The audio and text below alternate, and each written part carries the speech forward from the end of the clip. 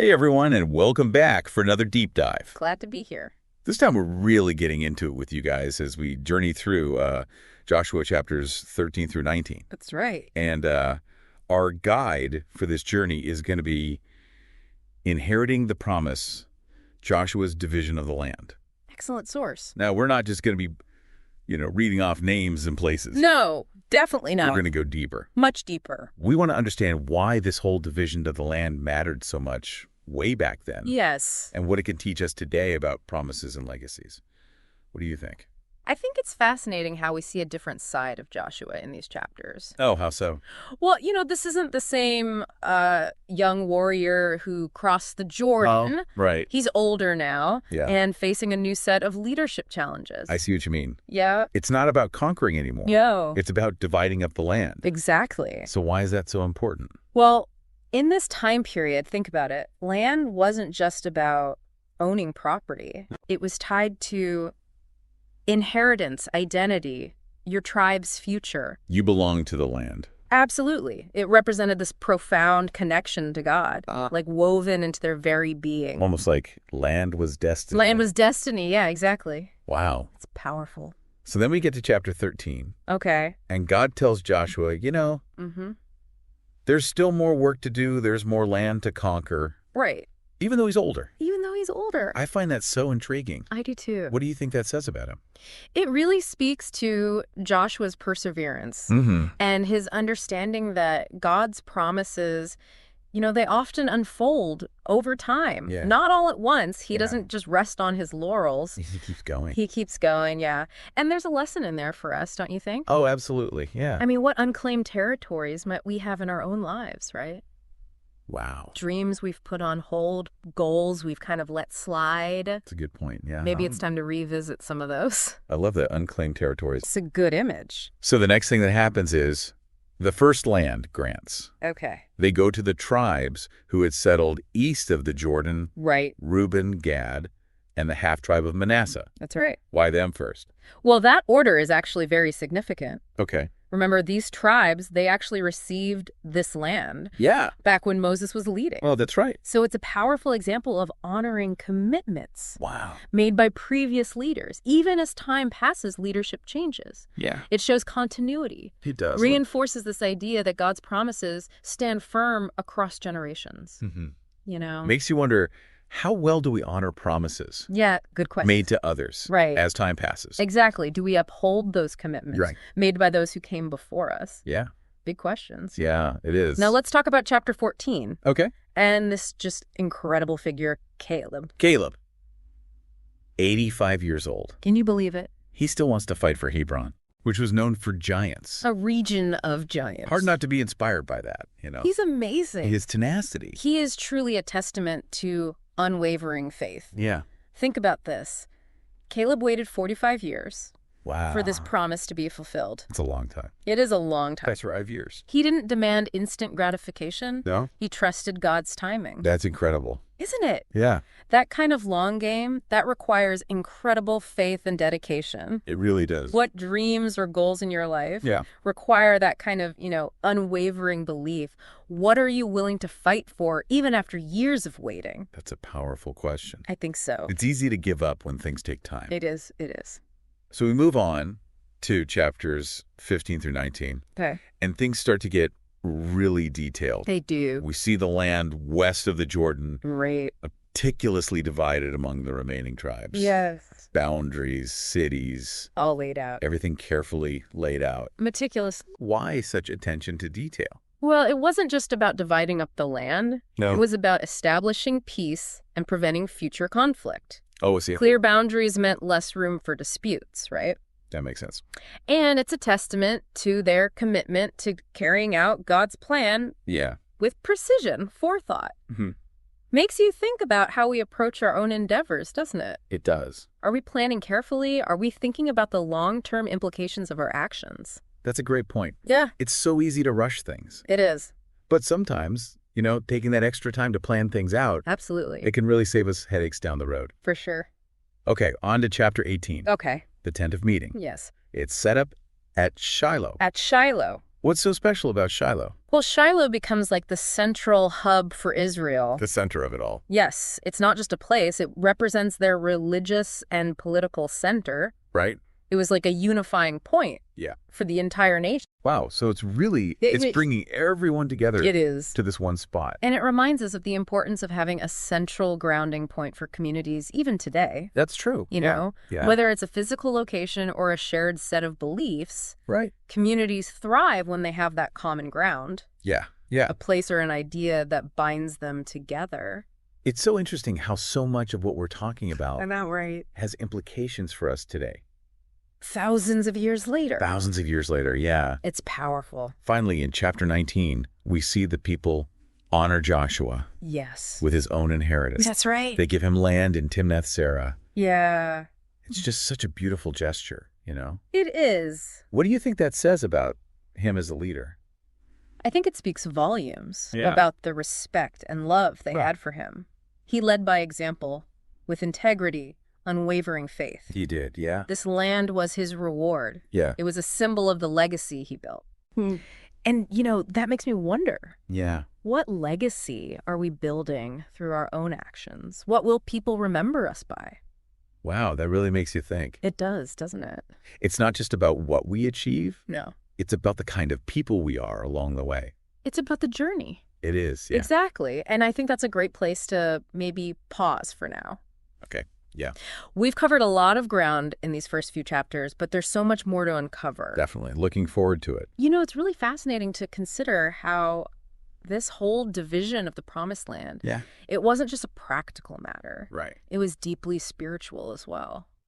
Yeah, we've been talking about, legacies and commitments. Yes. But it seems like there's this whole other layer There is. connected to God's covenant with his people. Absolutely. Remember, this land was part of God's promise to Abraham, Right. passed down through generations. So the division of the land wasn't just about dividing up property. It was about enacting God's promise, Fulfilling it. fulfilling a covenant that spanned centuries. Wow. Each tribe receiving its portion Uh-huh. was a tangible sign of God's faithfulness.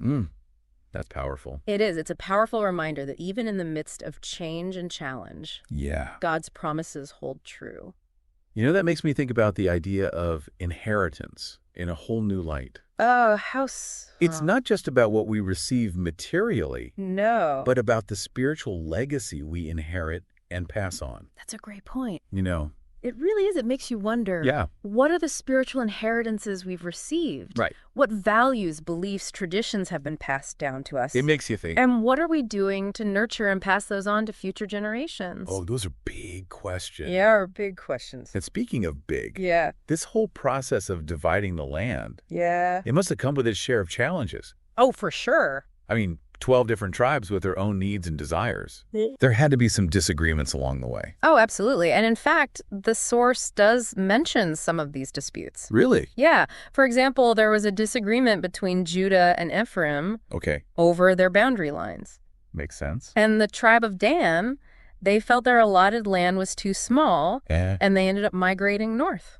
Wow. So how did they navigate all these conflicts? Right. It seems like things could have easily spiraled out of control. It's remarkable, actually, how they relied on communication and compromise, Yeah. a commitment to finding solutions that were fair and equitable. It wasn't always easy. They didn't always get it right. Sure. But the fact that they strived to work together, Yeah. guided by their faith and a shared purpose, Uh-huh. I think it's a powerful testament to their unity. It is. It's encouraging to hear that they didn't let disagreements derail a whole project. Right. They found ways to work through their differences. They did. It's a good reminder for us today, isn't it? Absolutely. In a world that often feels so divided, Yeah. we need to remember the importance of dialogue, empathy, Yes. a willingness to listen to different perspectives. I think we can learn a lot from these ancient stories. Yeah. It's not about ignoring our differences, No. but about finding that delicate balance Okay. between standing up for what we believe in Yeah. and being open to understanding the views of others. It's like you said earlier, it's about finding that common ground, Exactly. that shared space Yeah. where we can connect even amidst our disagreements. Yes. And you know what? Right. It strikes me that Joshua played a key role in all of this. Oh, absolutely. He wasn't just a military leader. Right. He was also a mediator, a peacemaker. He was bringing people together. He was. Yeah. The source really emphasizes Joshua's wisdom and compassion Yeah. in leading the people through this really complex process. It was complex. It was, Yeah. he listened to their concerns. He did it. And he worked tirelessly. He was dedicated. He was dedicated Yeah. to ensure that the division of the land was fair and just. He embodies that balance we were just talking about. He really does. Yeah. You know? And that brings us back to the idea of legacy. It does. Joshua's legacy wasn't just about conquering the land. No. It was about leading with integrity, Yes. building a foundation for a unified and prosperous nation. It was about serving something greater than himself. Wow. This Yeah. makes you think about the legacy we're building through our own actions. Yeah. It's not just about what we accomplish, Right. but about the values we embody, Right. the impact we have on others, and the contributions we make to the world around us. So much to consider. I know. As we're wrapping up part 2 of our deep dive into Joshua chapters 13 through 19, Okay. what are some key takeaways, you think, for our listeners? I think one of the biggest takeaways Yeah. is that this division of the Promised Land, Yeah. it was about so much more than just land. Right, right. It was about fulfilling God's promises, honoring commitments, establishing a foundation for future generations, Generations, yeah. and leaving a legacy of faith and leadership. And it's a reminder that those same principles apply to us today. They do. We may not be dividing up physical land, Right. but we're all making choices We are. that will impact our own lives and the lives of those around us. Yes. What kind of legacy are we building? What land are we working towards? Those are fantastic questions to reflect on. They are. Remember, just like Joshua and Caleb, Yeah, we have the potential to leave a lasting impact on the world. we do. It starts with having a clear vision, being faithful to our purpose, Yes. and never giving up on our dreams, even when faced with challenges and setbacks. Great advice. You know, it's inspiring to think about the potential we all have It is. to make a difference. We do. We really do. It reminds me of something you said earlier Yeah. about those unclaimed territories in our lives. Ah, yes. Yes. What if We- those unclaimed territories Right. aren't just about personal goals? Oh, interesting. What if they represent opportunities Yeah. to step outside ourselves, Right. make Yeah. a positive impact Yes. on the world around us? I love that. Instead of just focusing on, our ambitions and all that, Yeah. what if we viewed those unclaimed territories Mm-hmm. as areas where we can, serve others, Yes. fight for justice, Mm-hmm. spread kindness? I love it. Yeah, It shifts our perspective Yeah. from what we receive right. to what we can give. It gives a whole new meaning to inheriting the promise. It really does. It's not just about what we inherit for ourselves, No. but about how we use what we've been given Yes. to make the world a better place. That's powerful. I like that a lot. Yeah. It challenges us to think bigger, to recognize that Yeah, we each have these unique gifts and talents we do. that can be used Yeah. to contribute to something larger than ourselves. This deep dive has been incredible. It has, hasn't it? I feel like we've uncovered so much more than Right. just a historical account of dividing land. It's so much more than that. Yeah, it's almost like With our roadmap. a roadmap for living a life of purpose and meaning. I think that's a great way to put it. I like that. You know what's amazing? Yeah, These ancient texts, they speak to us. I do. Across time and cultures. Yeah.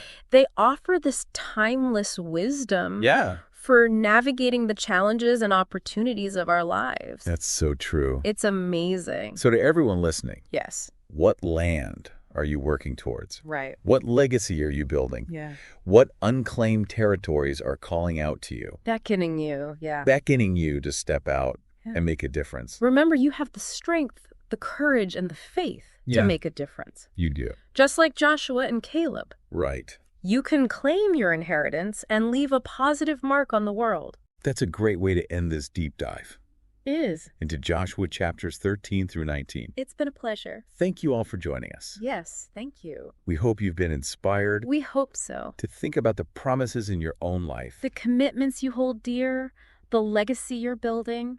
Keep exploring, keep learning, Keep diving deep. and we'll see